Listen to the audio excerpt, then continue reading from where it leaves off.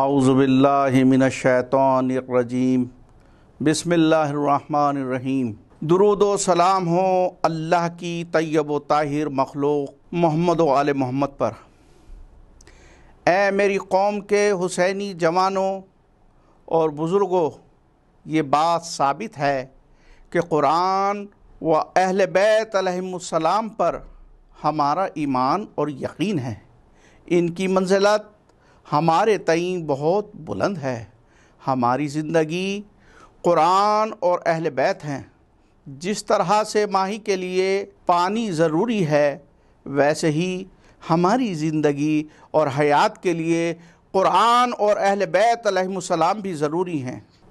ہماری جانیں اور ہمارا مال اور ہماری عزت، ہماری آل، سب کچھ قرآن اور اہل بیت کے لیے قربان ہیں۔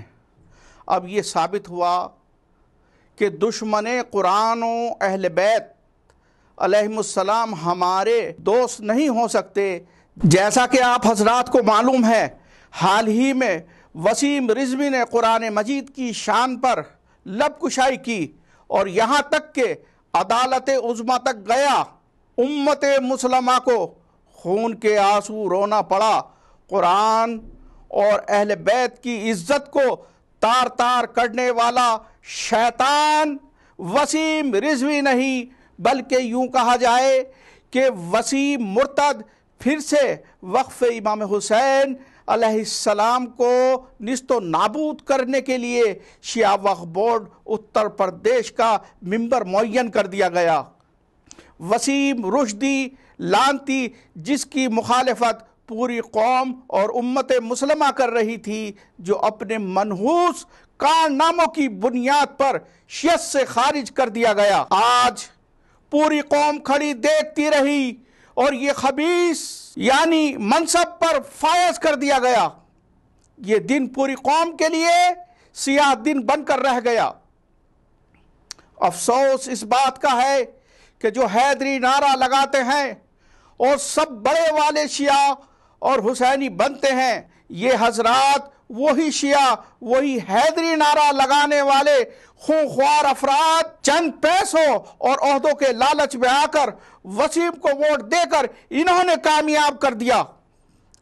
اب میں ان سے سوال کرتا ہوں کہ روز محشر یہ اہل بیت علیہم السلام کو کیا جواب دیں گے؟ جن کے لب خون حسین سے رنگین ہوں گے۔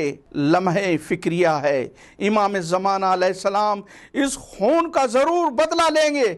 یہ 21 فرد اوقاف کے 21 ممبر نہیں، بلکہ یہ 21 افراد بھیڑیے ہیں جنہوں نے خدا اور اہل بیت کو اذیت پہنچا کر مرتد ہونے کا خطاب حاصل کر لیا۔ اب قوم بھی سوال کے دائرے میں آ گئی۔ کل قوم کو بھی اہل بیت علیہ السلام کے سامنے جواب گو ہونا پڑے گا۔ اگر تمہارے اختیار میں ووٹ ڈالنا نہیں تھا تو کم از کم تمہارے اختیار میں بائیکاٹ تو تھا۔ لہٰذا اب قوم کے غیرت داروں پر واجب ہو گیا کہ ان بھیڑیوں سے کہ جن کے ہاتھ خون حسین میں رنگین ہے، ان کا بائیکاٹ کیا جائے۔ ان کو اپنی مسجدوں اور امام باڑوں میں آنے سے روکا جائے۔ جس مجلس اور محفل میں نظر آئے تو ان کو ان کی اوقات یاد دلا دو، تاکہ اہل بیت علیہم السلام کے سامنے ہم اپنے حلالی ہونے کا ثبوت پیش کر سکیں۔ اگر ہم بھی ان 21 بھیڑیوں کے ہم لقمہ ہم پیالہ بنے رہے تو یاد رکھو ہمارا بھی شمار خون حسین کو پینے والوں میں ہوگا۔ میں آخر میں اپنے اور قوم و ملت کے رہبر جناب مولانا سید قلب جواد نقوی صاحب قبلہ و کعبہ سے کہوں گا کہ آپ نے یہ حق ادا کر دیا اور کمینوں کے چہروں سے نقاب ان کا پلٹ دیا۔ آپ زندہ باد ہیں۔